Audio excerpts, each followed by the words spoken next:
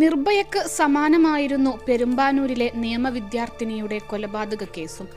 ആദ്യ ദിനം ചെറിയ വാർത്തയിൽ ഒതുങ്ങിയ കൊലപാതകം എറണാകുളത്തെ നിയമവിദ്യാർത്ഥികൾ സഹപാഠിയുടെ കൊലപാതകത്തിന് വേണ്ടി തെരുവിൽ ഇറങ്ങിയപ്പോൾ അത് മലയാളിയുടെ നൊമ്പരമായി. അങ്ങനെ ആ പെൺകുട്ടി കേരളത്തിന്റെ നിർഭയയുമായി. ഇത് തിരിച്ചറിഞ്ഞാണ് ഹൈക്കോടതിയുടെ വധശിക്ഷ ശരിവെക്കലും. അമീറുൽ ഇസ്ലാമിന്റെ വാദങ്ങൾ ഹൈക്കോടതി ഡിവിഷൻ ബെഞ്ച് തള്ളി. ഇനി സുപ്രീം കോടതിയിൽ അപ്പീൽ നൽകാം. പക്ഷേ പരമോന്നത നീതിപീഠവും അമീറിന് അർഹിക്കുന്ന ശിക്ഷ നൽകുമെന്നാണ് ഏവരുടെയും പ്രതീക്ഷ. പ്രതി അമീറുൽ ഇസ്ലാം കുറ്റക്കാരനെന്ന് എറണാകുളം പ്രിൻസിപ്പൽ സെഷൻസ് കോടതി നേരത്തെ വിധിച്ചിരുന്നു. വീട്ടിൽ അതിക്രമിച്ചു കയറൽ, മാനഭംഗം, കൊലപാതകം തുടങ്ങിയ കുറ്റങ്ങളെല്ലാം ചെയ്തത് അമീറാണെന്ന് കോടതി കണ്ടെത്തിയിരുന്നു. പെരുമ്പാവൂരിലെ ഇതര സംസ്ഥാന തൊഴിലാളി ക്യാമ്പിൽ കഴിഞ്ഞിരുന്ന അസം സ്വദേശി അമീറുൽ ഇസ്ലാം വീട്ടിൽ അതിക്രമിച്ചു കയറി യുവതിയെ മാനഭംഗപ്പെടുത്തിയ ശേഷം കൊലപ്പെടുത്തിയെന്നായിരുന്നു കേസ്. പ്രതിക്കെതിരായ ശാസ്ത്രീയ തെളിവുകൾ അണിനിരത്തിയാണ് പ്രോസിക്യൂഷൻ കേസ് വാദിച്ചത്. കേസിൽ 195 സാക്ഷികളുണ്ടായിരുന്നു.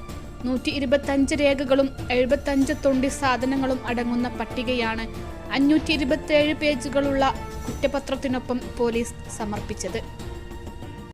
+2 ഡിഗ്രി കഴിഞ്ഞവർക്ക് വേൾഡ്സ് ഫസ്റ്റ് AR/VR ക്ലാസ് റൂമിലൂടെ സ്മാർട്ട് ഫോൺ എഞ്ചിനീയർ ആവാം. കൂടുതൽ അറിയാൻ വിളിക്കൂ ബ്രിഡ്കോ ആൻഡ് ബ്രിഡ്കോ. 2016 ഏപ്രിൽ 28 വൈകിട്ട് കുറുപ്പമ്പടി വട്ടോളിപ്പടിയിലെ വീട്ടിൽ വെച്ചാണ് പെൺകുട്ടി അതിദാരുണമായി കൊല്ലപ്പെട്ടത്. 1.5 മാസത്തോളം കേരളത്തെ മുൾമുനയിൽ നിർത്തിയ ഈ കേസിലെ പ്രതി അമീറുൽ ഇസ്ലാമിനെ 2016 ജൂൺ 14 തമിഴ്നാട് കേരള അതിർത്തിയിൽ നിന്നാണ് പോലീസ് സംഘം അറസ്റ്റ് ചെയ്തത്. പ്രതി അമീറുൽ ഇസ്ലാമിന് വധശിക്ഷ തന്നെ നൽകണമെന്ന് അമ്മ ആവശ്യപ്പെട്ടിരുന്നു. ഇത് സംഭവിക്കുകയും ചെയ്തു. അമീർ അമിതമായ ലൈംഗികാസക്തിയോടെ ജിഷയെ മാനഭംഗപ്പെടുത്താൻ ശ്രമിച്ചുവെന്നും അത് എതിർത്ത ഇരയുടെ പ്രത്യാക്രമണത്തിൽ പരിക്കേറ്റ പ്രതി കൈവശം കരുതിയിരുന്ന കത്തികൊണ്ട് കഴുത്തിലും മുഖത്തും കുത്തിവീഴ്ത്തിയ ശേഷം ക്രൂരമായി മാനഭംഗപ്പെടുത്തിയെന്നുമാണ് കോടതി കണ്ടെത്തിയത്. അതിനുശേഷം സ്വകാര്യ ഭാഗങ്ങളിലും പ്രതി ക്രൂരമായി മുറിവേൽപ്പിച്ചിരുന്നു.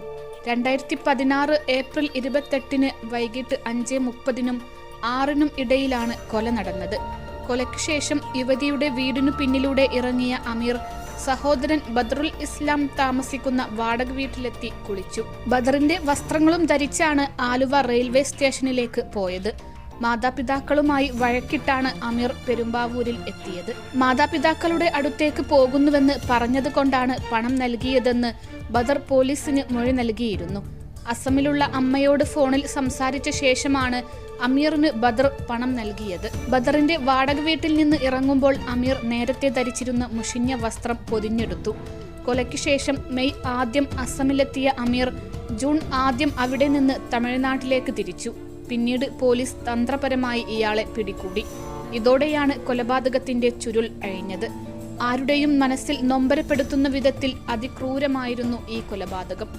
സംഭവ ദിവസം യുവതിയുടെ വീട്ടിലെത്തിയത് മുതൽ കൊലപാതകം നടത്തി തിരിച്ചു പോകും വരെയുള്ള 1 മണിക്കൂറോളം നീളുന്ന സംഭവ പരമ്പരയെക്കുറിച്ച് പ്രതി അമീർ പോലീസിൽ വെളിപ്പെടുത്തിയിട്ടുള്ള വിവരങ്ങൾ കഠിന ഹൃദയരുടെ പോലും കരളലിയിക്കുന്നതാണ്. 21 ലക്ഷത്തോളം സന്തുഷ്ടരായ ഉപഭോക്താക്കളും 2 ലക്ഷത്തോളം തിമിര ശസ്ത്രക്രിയകളും പൂർത്തിയാക്കിയ മലബാറിലെ ഏക കണ്ണാശുപത്രി ആൻസലാമ ഐ ഹോസ്പിറ്റൽ.